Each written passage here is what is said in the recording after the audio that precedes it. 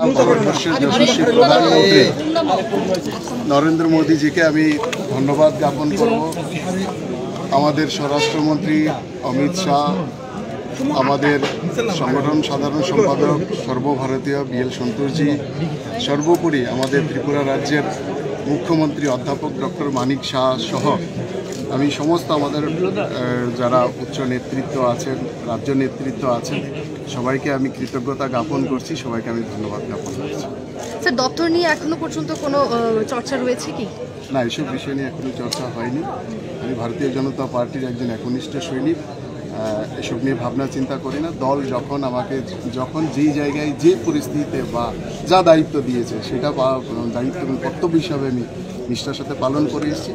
আগেও যা দায়িত্ব দেবে সেটা নিষ্ঠার সাথে। কিশোরবাবু, আপনি বাংলাতেও দলের কাজ সংগঠনের দায়িত্ব পালন করেছেন, কোথাও কি এই অভিজ্ঞতাগুলো বা প্রশাসনের কাজে লাগবে? কিভাবে লাগবে?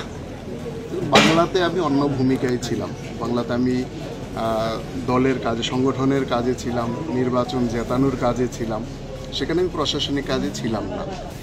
তো সেটাও সাংগঠনিক কাজও অনেকটা প্রশাসনিক ক্ষেত্রে কাজে আসে। দুটো অভিজ্ঞতাই সেখানকার সরকারকেও দেখেছি, আবার ত্রিপুরাতে 2021-এ আসার পর থেকে আমাদের সরকারের সাথেও বিধায়ক হিসাবে আমি কাজ করেছি। তো দুটো অভিজ্ঞতা মিলিয়ে আশা করি আগামী দিনে ভালোভাবে কাজ করতে। কর্মী থেকে একজন বিধায়ক থেকে এখন আজকে ক্যাবিনেট মন্ত্রী, কি বলবেন আজকে এই সময়টা কেমন লাগছে?